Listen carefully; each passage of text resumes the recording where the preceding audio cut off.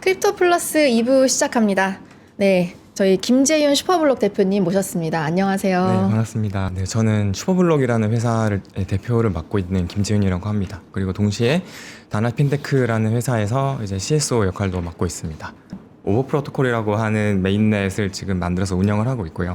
그리고 그 위에 오버플렉스라고 하는 지갑 겸 그 다음에 이제 기프티콘이나 아니면은 K뷰티 시술권 같은 것들을 거래할 수 있는 플랫폼도 이제 같이 운영을 하고 있습니다. 이 이더리움이나 뭐 비트코인이나 뭐 네. 솔라나나 리플이나 다 블록체인 기반의 프로젝트인데 네. 그 블록체인이 없으면 작동하지 않잖아요. 네.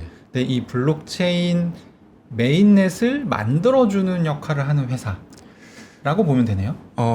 메인넷을 만든 회사라고 보시는 게 맞고, 네. 그러니까 메인넷이라는 거는 그냥 결제망이라고 생각하시면 돼요. 네. 그래서 그러니까 비트코인 회사는 따로 있더라도 네. 그 기술적인 부분에서 메인넷이 돌아갈 수 있게끔 조력을 네. 주는 그런 역할. 네, 네. 네. 그럼 회사마다 다 이제 블록체인 메인넷을 가질 수 있게끔 도와주시는 거예요? 그렇게도 자체 메인넷. 자체인데 이제 뭐 사실 슈퍼블록은 이걸 이제 개발한 개발사에 가깝고요. 네. 네, 운영은 또 이제 다른 운영사가 이제 있는 거고 그렇게 네, 아, 되는 겁니다. 좀 복잡하죠, 네. 네. 네, 복잡하네요. 그러다 네. 보니까 제가 볼 때는 그 보통 우리가 이제 웹3라고 네. 하거든요. 그 웹2, 그러니까 웹 1.0, 웹 네. 2.0, 웹 3.0 네. 이렇게 이제 한참 2021년 정도에 이제 유행했던 분류인데 네, 네. 사실 웹3 시장이 21년에 불이 켜지긴 했는데 커지지는 못했어요. 네. 웹3에 대해서 조금 설명을 좀 네. 눈높이를 맞춰서 네. 한번 해주시면 좋을 것 같아요. 아, 네. 이 질문을 되게 많이 들었는데 이제 네. 제가 생각했을 때 가장 좀 쉬운 답은 이건 것 같아요. 그냥 쉽게 말해서 돈을 데이터화시킬 수 있는 기술이라고 보시는 게 가장 적절한 것 같고, 근데 그게 왜 그렇게 중요하냐, 기존에도 다 되던 거 아니냐라고 물으신다면은 차이점이 두 가지가 있죠. 첫 번째는 은행이 없어도 된다라는 거예요. 그러니까 은행이라는 그런 기관 없이도 돈을 데이터화시킬 수가 있고, 그 말은 즉 은행 없이 돈을 송금하거나 결제가 가능하다는 얘기인 거고요. 두 번째로는 이제 은행이 없어도 된다는 얘기는 신원이 필요 없다는 얘기예요. 즉 이제 내가 신원 인증을 하지 않더라도 뭐 이제 주민등록증이나 나의 신원을 이제 인증할 수 있는 수단이 없다고 하더라도 계좌를 만들 수가 있습니다. 그래서 특히 이제 제3세계 국가들, 예를 들면 아프리카라든지 아니면 전쟁 중인 국가들, 우크라이나라든지 이런 국가에서 많이 사용을 하게 된 거죠. 네. 그러니까 기존 금융의 네. 어떤 이 범위가 훨씬 확장됐다. 네. 신원인증이라고 하는 굉장히 어렵고도 복잡한 절차를 네. 거치지 않아도 작동할 수 있게 만들었기 때문에 네. 이게 이제 웹3라고 합니다. 네. 사실은 이제 저는 이제 딱 그런 거 생각하면 신원 확인 안 한다 생각하면 범죄 쪽을 그렇죠. 저는 네. 바로 생각하거든요. 네.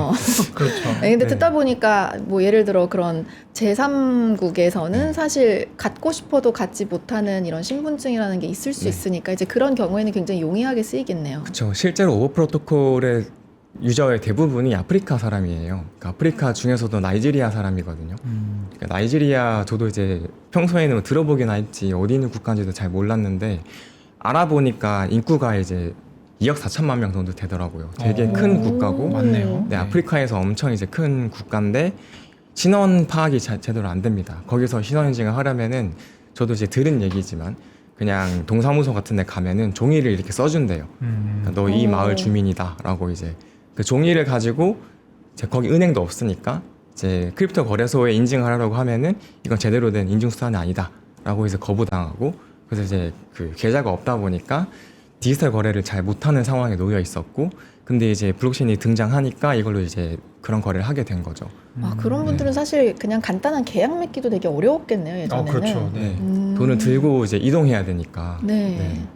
아, 그렇군요. 월급 같은 거 받아도 계좌이체를 못 받는 거죠. 아, 그냥 무조건 현금으로 받아야 그렇게 되네. 받을 수밖에 없죠. 계좌 자체가 없으면. 네. 근데 또 그걸 둘 곳도 없고, 그죠? 줄 것도 없고. 땅을 파서 둬야 월급 되고, 받아왔는데 어딜 둬야 되겠어요. 야, 너 이제 동네 형들이 야, 너 일로 와봐. 이럴 수도 있고. 약간 네. 자연스러웠어요. 아, 그런가요? 네, 그럴 수도 아이. 있고요. 네. 그럼 다음 질문으로 넘어가서 최근에 이제 웹3 시장에 굉장히 많은 변화가 있다고 하는데 네. 또 기관들의 움직임이 있다고 하더라고요. 네. 네, 이 부분에 대해서 좀 설명을 부탁드리겠습니다. 그래서 기관들이 지금 많이 들어오고 있는 것 같아요. 근데 기관들이 사실 설명할 부분이 되게 방대하긴 하지만 좀 초점을 맞춰보자면은 네. 최근에 스테이블 코인 관련해 가지고 법안이 많이 만들어지고 있잖아요. 그리고 아까 이제 일부에서도 크레디트 액트 관련된 얘기들 이제 했었고, 그러니까 이제 기관들이 뭘 보고 들어오는 것 같냐면은 첫 번째는 자산 토큰화를 보고 들어오는 것 같은데 그게 뭐냐면은 기존에는 이제 우리가 어떤 자산을 거래하고자 하면 이제 계좌도 필요했고 거래소도 필요했어요. 그리고 증권사도 필요합니다. 왜냐면은 그 자산들을 들고 와서 거래 가능하게 만들어줄 주체가 필요하니까요. 네. 근데 이제 그렇다 보니까 예를 들면 한국 사람이 미국 주식 거래를 하려면은 미국 주식을 취급하는 증권사 이제 거래소에 가서 거래를 해야 되죠. 그리고 한국 사람들은 이제 그 거래소 이제 중앙화 거래소에 가가지고 거래를 해야 되고 KRX 그 이제 대체 거래소 같은 데 가서 거래를 해야 되다 보니까 되게 제약되는 상황들이 많았는데 블록체인 상에서는 그런 거래를 이제 손쉽게 할 수가 있죠. 왜냐면은 은행이 없어도 되니까요. 그 중개인이 없어도 되니까 그런 미국 주식 거래나 미국 채권 거래를 자유롭게 할 수가 있게 된 거죠. 그래서 그런 이제 기존에 이미 거래가 되고 있던 자산도 더 쉽게 거래할 수 있게 만들어줄 수가 있고 거래가 되지 않던 자산도 거래되게 만들어줄 수 있는 거죠. 예를 들면 뭐 부동산 조각 투자라든지 선박 조각 투자라든지 아니면은 이제 뭐 비상장 주식이라든지 이런 것들을 조금 더 이제 그러니까 중앙화 거래에서 상장하지 않더라도 거래할 수 있다 보니까 이제 그 거래량에 따른 거래 수수료를 받을 수가 있잖아요. 그래서 이제 그게 첫 번째인 것 같고 두 번째는 이제 미국 스테이블코인 관련해 가지고 이제 스테이블코인 발행사들이 하는 플레이들은 스테이블코인을 발행하고 그 대가로 이제 얻은 달러 자산을 미국 채권에 투자를 하죠. 그래서 채권 이자를 받잖아요. 그렇게 이제 하는 게 대부분 이제 테더라든지 서클이라고 하는 이제 회사들이 보통 그렇게 플레이를 하는데 그 이자율이 이게 상당하다 보니까 그런 플레이를 하려고 많은 이제 회사들이 그런 채권을 거래하는 수요가 좀 있죠. 대표적으로 미국의 이제 블랙락이 비들이라고 하는 그 MMF 펀드를 만들어서 사람들한테 달러를 받고 그걸로 이제 MMF를 이제 발행을 하는 거죠. 그래서 이제 미국 채권을 가지고 수익을 만들어서 나눠주고 본인들이 운영 수수료를 가져가는 그런 구조를 만드는 것 같습니다. 그러면은 처음에 이제 웹3라는 개념이 처음 생겨났을 때는 네, 뭔가 사람들이 이 중앙화된 금융에 의존하지 말고 우리끼리 뭔가 사부작 해보자 라고 하다 보니까 그 중간에 아주 실용적으로 이 KYC 네. 신원 인증이라든지 이런 절차들이 이제 건너뛰어서 할 수 있는 뭔가 금융망이 만들어졌어요. 그러니까 네. 원래 웹3의 개념은 이런 개념인데 최근 들어와서 개념이 약간 바뀌고 있다는 느낌이 들거든요. 지금 대표님 설명을 들으니까 네네. 일단 처음에는 이거 아프리카 사람들도 자기 계좌 가질 수 있고 네. 자유롭게 쓸 수 있다. 그래서 어떤 이런 중개성이 극대화되는 지점을 사실 최근에 이제 좀 포착을 했는데 네. 기관 투자자들이 바로 이걸 보고 저거 쓰면 네, 이게 한국에 있던 친구들 미국으로 건너와서 거래시킬 수 있네. 네. 그럼 이제 우리가 더 이제 뭐랄까요 이 서비스에 대한 고객들이 많아질 수 있네. 요런 점에 착안해가지고 지금 들어오고 있다는 얘기인 거죠. 네, 제가 볼 때는 그런 것 같습니다. 네. 특히 달러 자산 관련해서 전 세계에 있는 사람들이 달러에 투자할 수 있는 그런 기회가 많아질 수 있으니까 네. 그런 부분에서 적극적으로 활용하는 것 같아요. 원래 그럼 웹3는 그런 뜻이 아니었습니다만 사실 조금 바뀌고 있네요. 단어의 뜻이. 그쵸. 기존에는 오히려 좀 아나키즘에 가까웠죠. 그러니까 국가나 은행에 저항하는 어떤 이제 그런 이제 인프라로 시작했다가 네. 지금 완전히 이제 기관들 위주의 플랫폼이 돼가는 것 같습니다. 저 그냥 약간 바보 같은 질문일 수 있는데 네. 그러면 웹3랑 블록체인이랑 뭐 네. 다른 점과 이게 뭔지를 설명하라고 하면 제가 어떻게 설명하면 가장 좋을까요?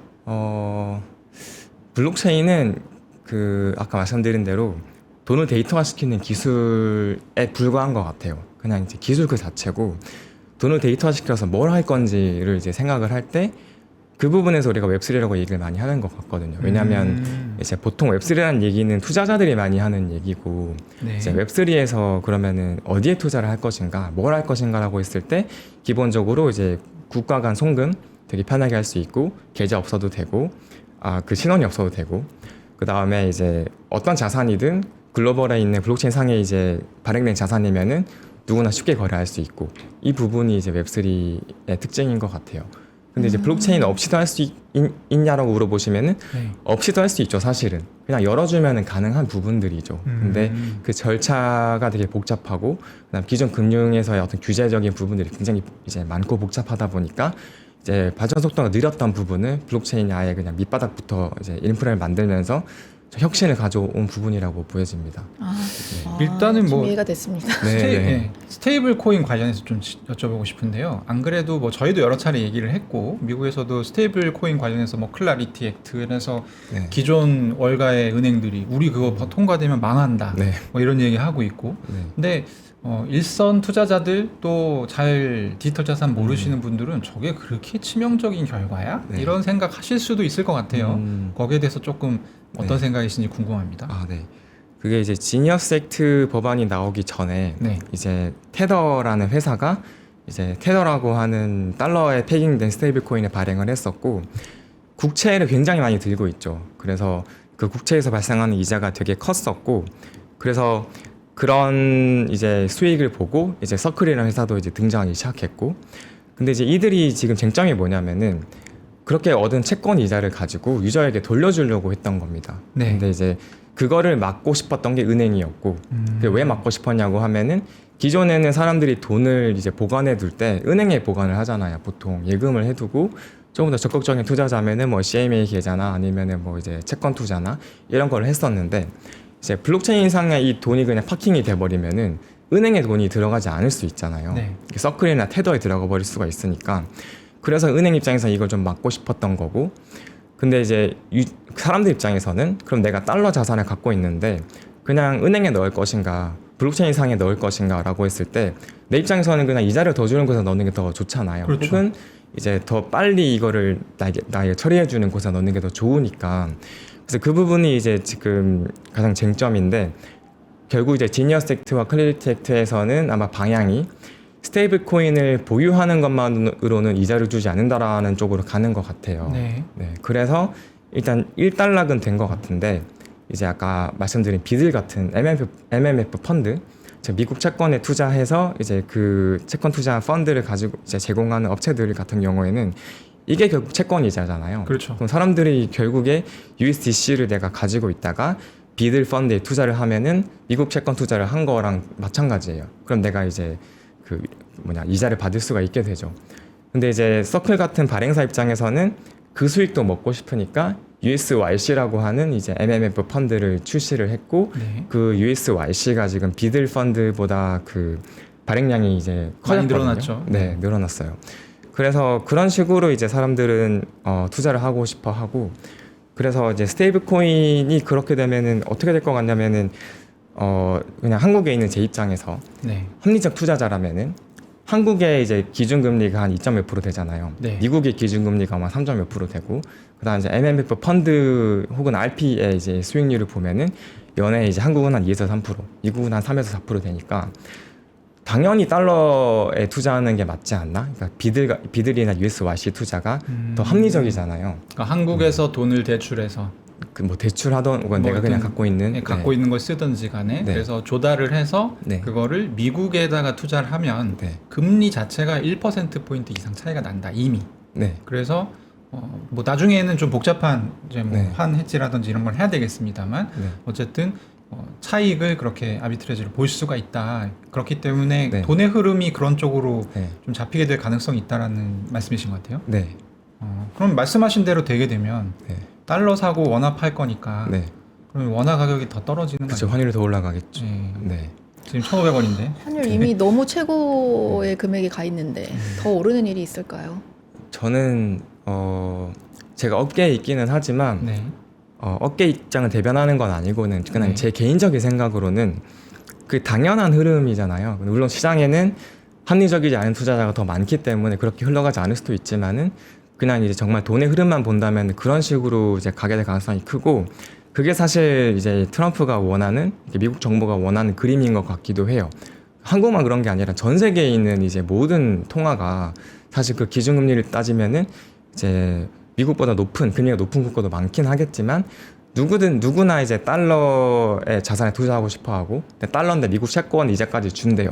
그럼 사실상 이제 거기에 투자하고 싶은 마음이 더 커질 거고 그럼 전 세계의 자금이 미국으로 빨려 들어가겠죠. 저는 이게 그래서 이제 규제적으로 미국이 어떻게 하는가, 한국이 어떻게 하는가에 따라서 이제 흐름이 가속화될 수도 있고 좀 막을 수도 있다고 보기는 합니다. 이런 와중에 한국은 어쨌든 스테이블 코인보다는 CBDC 쪽으로 네. 갈 것 같다 이런 얘기가 나오고 있는데 네. 그러면 이제 일반 투자자 입장에서 이 상황을 봤을 때 어떻게 해석을 해야 되는 걸까요? 그러니까 한국은행 입장에서는 아까 말씀드린 대로 이제 예금이 은행으로 가지 않고 그 블록체인 상에 있는 토큰으로 가는 게 문제인 거잖아요. 네. 근데 이제 이거를 그냥 허용해줘 버리면은 달러로 이제 전환하는 수요가 이제 커질 거고, 그럼 원화의 환율이 이제 높아질 수 있고 통제가 안 될 수 있으니까 이거 좀 막고 싶어 하는데, CBDC를 한다고 막아지는 건 아닌 것 같아요. 왜냐면은 결국 이건 수단일 뿐이고 결국에 어디서 금리를 창출해서 어떻게 이제 수익을 줄 것인가가 문제인 거잖아요.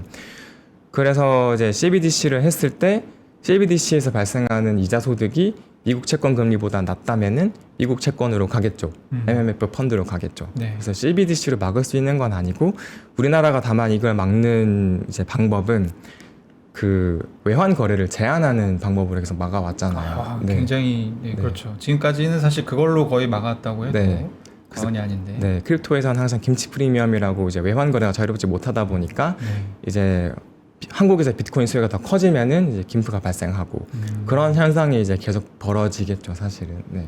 그래서 한국이 기본적으로 원화에 대한 매력도를 높이지 않으면은 이런 현상은 CBDC를 하든 뭐 스테이블 코인을 하든 이제 어쩔 수 없는 흐름이지 않나라고 저는 개인적으로 생각합니다. 그러니까 이제 사실 국채 투자라는 것이 오늘도 지금 댓글창에서 국채가 장기 국채가 뭐 4몇 % 위로 올라갔다, 네. 이런 장에서 누가 주식 투자하냐 이런 얘기 바로 나오거든요. 네. 그러니까 사실 국채 가격이 떨어지면 네. 국채 수익률이 이제 올라가게 되는 거고, 네. 수익률이 한 5% 정도까지만 올라가도 네. 웬만한 주식 투자 1년 하는 것보다 수익률이 더 좋을 거기 때문에 네. 사실 합리적인 선택은 돈을 네. 거기다 넣는 거죠. 네. 네, 그런 쪽으로 가게 되는 건데, 만약에 한국이 조금 채권 수익률이 딸리다 하더라도 한국 원화로만 투자할 수 있는 매력적인 투자처가 있다라고 하면 돈이 외국으로 빠져나가지 않겠죠. 다시 네. 들어올 수도 있고. 네, 그런데 지금 상황으로는 뭐 반도체 쪽에서 잘 나가고 있지만 좀 그런 기업들이 네. 아주 압도적인 기업들은 보이지 않는 상황이긴 합니다. 네, 네. 뭔가 근본적인 해결이 필요하겠네요. 네, 그래서 어쨌든 근데 뭐 저희 같은 이제 업계에 있는 사람들은 이거 가만히 놔두면 돈 다 빨려 나간다라고 했을 때 국가가 이제 취할 수 있는 방법은 더 우리가 이제 더 미국보다 더 풀어가지고 진짜 이제 완전 자유롭게 놀아보자, 네. 이렇게 하는 방법이 하나 있고, 하나는 지금까지 했던 것처럼 우리가 이제 좀 틀어 막아보자, 못 나가게. 스테이블 코인도 이제 전송 못해, 해외 거래소로, 이렇게 하는 방법이 있는데 일단 어느 쪽이 가능성이 높다 보십니까? 지금으로서는. 틀어 막는 거는 사람들 어떻게든 방법을 찾기 때문에 네. 네, 쉽지 않다고 보고, 오히려 원화 자산을 매력적으로 만들 수 있는 방법을 찾는 게 이제 맞다고 생각하는데, 네. 제가 봤을 때 그냥 좀 희망적인 부분은 우리나라가 최근에 이제 반도체도 그렇고 뭐 K-뷰티도 그렇고 좀 매력적인 자산들이 많아졌잖아요. 네. 그래서 그런 자산들을 원화로만 거래할 수 있게 만들기만 해도 원화 수요가 생길 거잖아요. 그리고 이제 이 원화의 수요가 거래를 하지 않더라도 이제 어떤 환매라든지 이런 걸 위해서 대기하는 자산이 더 필요하기 때문에 사람들이 이제 어떻게든 이제 원화를 가지려고 하게 만들 수 있는 자산들을 많이 만들고 이제 많이 좀 거래할 수 있게 만들 수 있으면은 좀 괜찮을 수도 있지 않나라고 생각은 합니다. 네. 웹3에서 굉장히 많이 얘기하셨던 게, 그동안 웹3 세상에서는 웹2 세상은 사실 플랫폼이 주인이거든요. 네. 그래서 요 반대항으로 나온 게 웹3의 개념이기 때문에 웹3에서는 실제 고객들이 주인이다.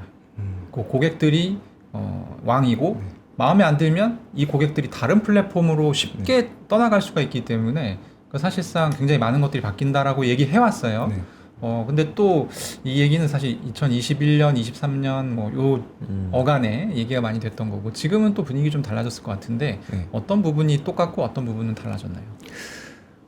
저는 여전히 비슷한 관점인 것 같고요. 네. 왜냐하면 크립토가 왜 기관 위주로 이렇게 변해가고 있는지를 좀 생각을 해보면, 결국 이건 돈을 데이터화시키는 기술이고 돈을 가지고 얼마를 벌 수 있는지, 수익률을 어떻게 만들 수 있는지의 싸움인 거잖아요. 여기는 규모가 되게 중요해요. 그러니까 거래를 하려고 해도 유동성이 부족하면은 이제 수수료가 높아질 수밖에 없고, 그래서 우리가 뭐 채권 투자를 한다고 해도 이제 그 규모가 커야지 큰 수익을 얻을 수가 있기 때문에, 블록체인 상에서도 이제 사실 유동성이 되게 중요합니다. 즉 기관들의 큰 자금이라든지 기관들도 이제 어쨌든 그 큰 자금을 이제 굴리려면은 이제 자금 조달을 해야 되잖아요.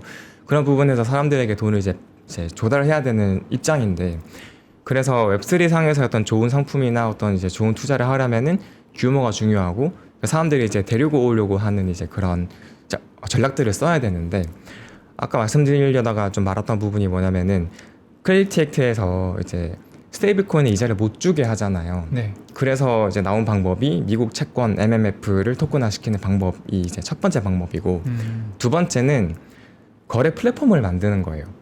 그러니까 블록체인 자체를 아예 만들어 버리는 거죠.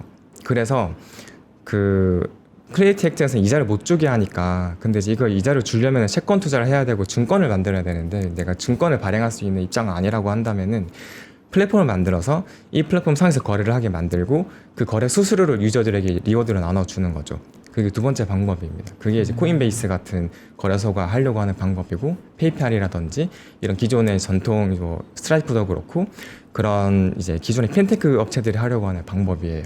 네. 약간 오일장 열듯이 장을 열어가지고 다양한 네. 사람들이 물건 가져와서 그냥 스와핑 네. 할 수 있게끔 해주고 거기서 나오는 수수료들을 유저에게 주는 네. 그런 방식이란 말씀이신 네, 거예요? 네, 맞습니다. 지금 오늘 MMF라는 얘기를 여러 번 하셔가지고 네. 이 얘기가 나왔으니까 이제 조금 깊게 들어가 보면, 어쨌든 지금 달러 채권 기반의 MMF 머니마켓 펀드를 운용해서 마치 채권 이자만큼의 이자를 챙겨줄 수 있는 상품은 네. 크게 두 가지가 있잖아요. 네. 하나는 이제 블랙락이 만든 비들이라는 네. 게 있고, 또 하나는 서클이 만든 USYC라는 게 있는데, 두 가지의 차이는 네. 비들은 적격 투자자만 투자 가능하기 때문에 그러니까 돈이 없는 사람, 저희 같은 사람은 할 수 없고, 네. 너무 강조를 아니 서러워서요. 가뜩이나 눈물 나는데. 저거 네. 얼마나 하나 더 봤더니 네, 얼마인가요? 수십억이 있어야 되더라고요. 아 그걸 증명을 하고 그러니까 나서 돈이 있어야 되는 것도 살 아니에요. 수 있는 그러니까 거예요? 적격 투자자라는 증명을 받아야만 투자가 가능합니다. 그건 어떻게 받는 거예요? 그 블랙록에서 해주는 거예요? 예, 그렇죠. 블랙록에서 해주는 아, 거고, 사회적 미국- 위치부터 시작해서 다 저는 보는 일단 건가요? 미국인이 아니기 때문에 아. 안 됐던 걸로 그때 기억하는데, 지금은 또 조건이 달라졌을지 모르겠어요. 어쨌든 블랙록의 비들은 그런 상품이고, USYC는 비교적 조금 소액으로 접근이 가능한 것이죠. 그리고 거긴 얼마인가요? 이거 제가 USYC를 또 홍보할 수 없기 때문에 네. 근데 비교적 소액인데 그것도 한 $10,000 이상 정도는 있어야 되는 걸로 알고 있긴 합니다. 어쨌든 그래서 미국 국채 수익률 투자가 어쨌든 가능해지는 상황이긴 한데, 저는 뭘 여쭤보고 싶었냐면, 최근에 서클 주가가 많이 올랐잖아요. 네. 근데 설정상 USYC 한 개랑 USDC 한 개가 교환할 수 있게 돼 있죠. 네. 그러면 클라리티 법안에서는 사실 지금 USDC를 가지고 그걸 예치하거나 뭐 이런 방식으로 이자를 못 받게 하는 게 지금 법안 내용이잖아요. 네. 근데 이 법안이 이대로 통과된다 하더라도 내가 USDC 있을 때 USYC로 바꾸게 되면 이자 받을 수 있게 되는 거 아닙니까? 네, 맞아요. 네. 그러면 이제 그래서 서클 주가가 좀 올라갔다라는 시각도 있는 것 같은데 어떻게 보시는지? 네, 맞는 것 같아요. 서클이 되게 빠르게 대응을 잘한 것 같고요. 네. USYC가 지금 규모가 계속 증가하고 있고, 또 바이낸스의 선물 거래 담보 자산으로도 이제 쓸 수 있게 만들어졌기 때문에, 사실 크리에이터 법안이 통과가 된다고 하더라도 서클은 이미 다 대비를 해둔 거라고 저는 개인적으로 보고 있습니다. 네. 지금 댓글창에서 살로만자라의 표범님께서 뭔 코인 투자를 사모화시키네라고 하셨는데 정확하게 저게 맞습니다. 네. 다들 이 생각을 못 하고 계시더라고요. 네. 그래서 근데 그 사모화를 저희 같은 이 업계 사람들이 하는 게 아니고요. 전통금융 친구들이 들어와서 하고 네. 있습니다. 그래서 사실은 저도 상당히 USYC 같은 경우는 주목해서 좀 보고 있는데요. 어쨌든 뭐 지금 채권 투자뿐만 아니라 대출 시장 같은 경우도 네. 조금 웹3로 어떻게 좀 해보겠다라는 움직임들이 있는 것 같아요. 네. 그 부분은 블록체인 상에서는 사실은 신용 대출은 지금까지는 안 되거든요. 네. 왜냐하면 신원이 없다 보니까 이제 신용 대출보다는 담보 대출을 많이 합니다. 담보로 주로 이제 쓰는 자산이 비트코인이나 이더리움이죠. 그래서 비트코인 담보로 스테이블코인 대출을 받아서 다시 비트코인 사서 약간 이제 마진 거래를 한다든지 그런 레버리지 투자를 하는 수요가 이제 많았었고, 근데 이제 앞으로는 담보 자산이 다양해질 수가 있어요. 지금까지 비트코인이었지만 예를 들면 부동산이라든지 아니면 이제 뭐 기존의 펀드 혹은 주식, 토큰화된 주식 같은 걸 내가 갖고 있으면 그 주식이나 그런 자산들을 담보로 잡고 대출을 일으킬 수가 있겠죠. 우리나라에서도 주식담보대출이 가능하긴 하지만 일반 개인이 하는 것보다는 이제 대주주들이 그냥 하시잖아요. 근데 그런 부분들이 좀 쉬워진다는 측면은 있어요. 근데 좀 주의하셔야 될 게 시정 대출이 이제 자유로워진다는 얘기는 아니긴 합니다.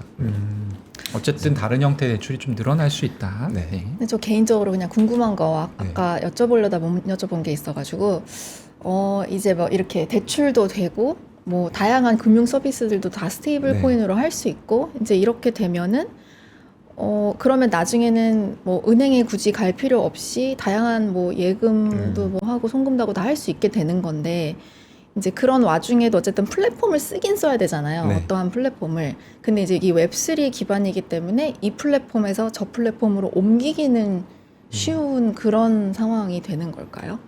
네, 그거는 지금 브릿지라고 하는 이제 그런 플랫폼들 간에 연결을 해주는 업체들이 또 있어요. 그래서 그런 서비스도 나와 있고, 그래서 사실 옮겨 다니는 건 되게 쉽습니다, 지금은.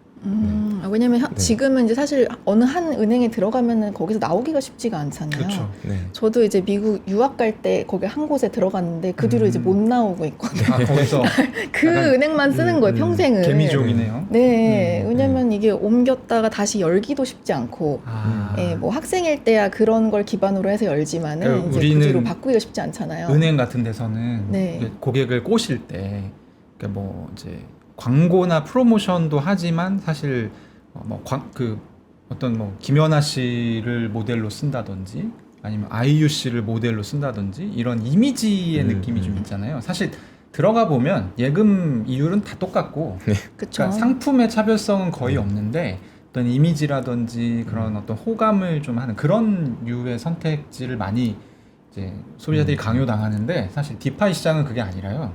이율이 계속 바뀝니다. 그러니까 이유를 보고 실질적으로 나한테 좀 영향이 있는 걸 확인하면서 바꿀 수가 있네요. 그렇죠. 그걸 다 쫓아다녀요. 그래서 아직은 수가 많지는 않은데 디파이 금융을 이제 적극적으로 하시는 수가, 근데 그게 뭐 이율이 많게는 10%, 뭐 20%, 50% 막 이렇게 차이가 나요. 순간적으로. 그래서 그런 것들을 순간순간 이렇게 내가 저 먹어야겠다 이런 이제 움직임들이 되게 활발하게 일어나는 곳이라고 보시면 되겠습니다.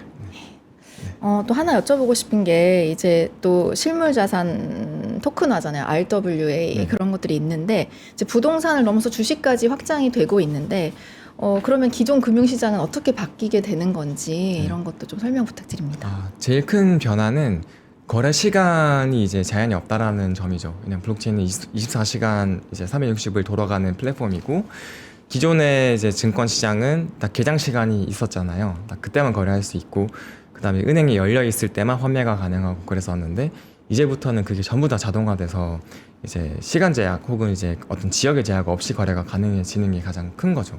그래서 우리가 블록체인상에 토큰화된 어떤 자산을 올리게 되면은 전 세계에 있는 누구나 24시간 거래가 가능하게 되는 거예요. 그게 가장 큰 변화라고 생각합니다. 네. 예전에 제가 한번 봤었는데 미국의 이제 리얼 토크나이제이션인가 뭐 그런 웹사이트 보니까 이제 미국 건물들이 막 올라와 네. 있더라고요. 그래서 내가 한국에 있지만 네. 그 건물을 소유할 수 있는 거예요. 근데 소유도 뭐 많이 할 필요도 없고 조금이라도 할 수 있는 네. 뭐 그런 것들이 있더라고요. 네, 네, 네. 맞아요. 네네. 그러면은 저희가 이제 길게 얘기를 했는데, 네. 사실 뭐 이 방송 보시는 분들이 웹3의 미래가 뭐 중요하겠습니까? 그냥 웹3라는 게 다시 부흥할 수 있다? 그러니까 왜냐면 지금 한국 분들은 웹3 하면 제일 먼저 떠오르는 게 메타버스, 네. NFT, 네. 대부분이 되게 아픈 기억일 거예요. 근데 또 뭔가 젊은 친구가 나와가지고 웹3 얘기를 막 하네. 저 친구 또 뭐 그런 맞아요. 약간 사람도 그때 아니야? 그 약간 이런 원숭이 생각하실 그림 거고. 그린 사람 아. 누구죠? 그 사람만 돈 번 거 아닌가요? NFT 때? 맞아. BAYC. 네. 근데 지금 말씀하시는 거 보니까 그때는 그 웹3랑 지금 웹3랑 또 달라요. 그리고 이제 뭔가 기관들이 주목하는 부분들도 조금 차이가 있는 것 같고, 일반 투자자들 입장에서 웹3가 조금 더 활성화가 된다. 아까 얘기하셨던 RWA라든지 활성화가 된다라고 하면 어디서 좀 투자 포인트를 찾아볼 수 있을까요?